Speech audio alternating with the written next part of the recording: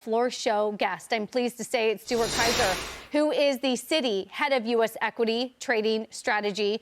Great to see you here in person, despite it being 0 degrees outside and we're all freezing. But the AI race is not freezing, it is on. How do I express this through a trade? Yeah, I think from our perspective, obviously everybody's in the AI trade in some form or fashion. We've generally liked the power generation, side of it. We believe that's kind of the best Sharpe ratio or lowest risk way to have the AI trade on. As you're seeing today, though, NVIDIA gets some good news that stock moves higher. But I think if you rewind through earnings season, if you take, an Oracle, a Meta, an NVIDIA, a Palantir, some of these kind of like high-flying AI stocks didn't behave the way they normally would, given the results they posted. So we do think you need a diversified approach, and we kind of like focusing on that power generation story. Not only the utilities, but the construction and the electricity that all goes behind that. So we have a few more trading days left of this year. How are you thinking about year end? We talked about the Santa Claus rally in the open. Does the rally have more room to run as you think about 31st and what 2025 has been? Yeah, we definitely do. I mean, our view has been you're going to rally into year end, and it's the stuff that's worked in the front half of the year that's going to work right into the close. So that would favor the NASDAQ, would favor tech, would favor large cap and growth stocks. And honestly, the logic there is a little bit blunt, which is just all the investors we talked to have had a really hard year. And if you're up this year, you have no interest in kind of getting creative or taking any risks. You're going to go with what's worked into year end. And we do expect that to continue. We've held that view for a couple of months. Obviously, October was a little bit choppy, but we do ultimately expect you to be higher into year end. How should I be thinking about next year? I know across this network, we've been talking about the big, beautiful bill that is now law and the impact of that. When do we start to see if, and I'm assuming it's an if and more of a when question, the impact on that on businesses, on corporations, and then filter down to the bottom line, which then is the equity market? Yeah, look, investors are expecting, the first half of 2026 in particular to receive a lot of stimulus, from that bill. Our economists are a little bit more conservative, but I can tell you the investors we talk to are very, very excited about it.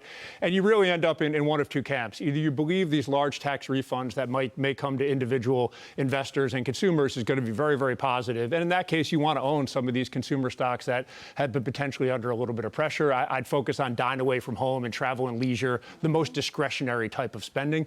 The average tax refund the last few years has been about $3,000. We've heard estimates as high as $4,000. So an additional $1,000, and we do think that will be very stimulative.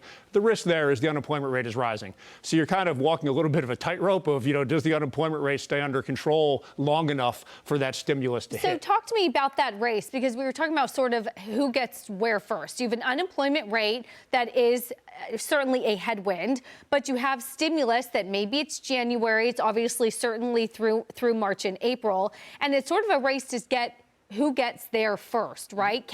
So are you telling me is it the stimulus money that can sort of prop up the economy before the unemployment rate rises and consumers are feeling good and they're spending, and that's when we see more of the discretionary play? Yeah, I think that's definitely what investors are hoping for. I mean, the IRS will start to release tax refund data in early February. So I think people will position for that. But you're going to be getting data every day from the Treasury and every week from the IRS that's telling you how many people are filing and what do those refunds look like.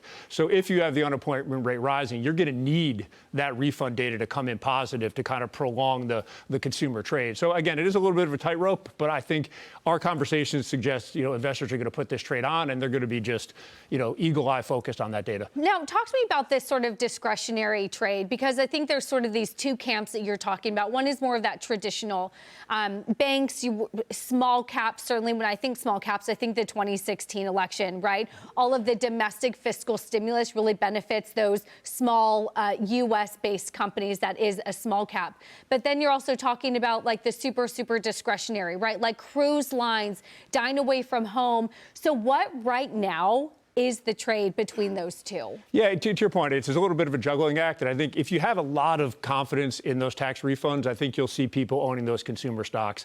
I think if somebody wants to be sort of long the stimulus trade without having to worry about, the claims every week and the unemployment rate data, what you will see is something like materials or energy or banks, parts of the market that are a little bit under-owned as we enter 2026, but would benefit from like a domestically facing cyclical stimulus. So again, it's one or the other. Our view would we'd probably be a little bit more comfortable with the materials and banks trade ourselves, just because our economists are not 100% convinced that that stimulus is really going to, prop the economy up. But again, people are both sides of this trade, and it's, maybe you want to diversify. But I think that is the biggest question for the first, call it 4 to 8 weeks of next year. If the Fed props us up, when, how, and what does that mean for these markets? Yeah, I think our view on the Fed here is the Fed is truly data dependent right now.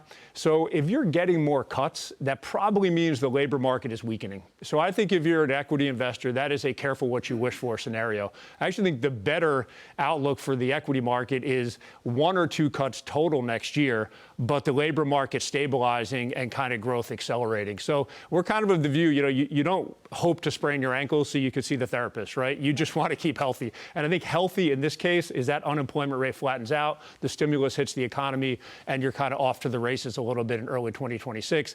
If the Fed does another insurance cut or two, obviously very positive. But again, if the Fed is, quote unquote, forced to cut because of the unemployment rate, as an equity investor, I don't think you're going to be happy with that combination. That's more when bad news is bad news versus bad news is good news in these markets, right? Yeah, I mean, we're in the camp of good news is good news, bad news is bad news, especially when the Fed's data dependent. All right. Stuart Kaiser, such a pleasure.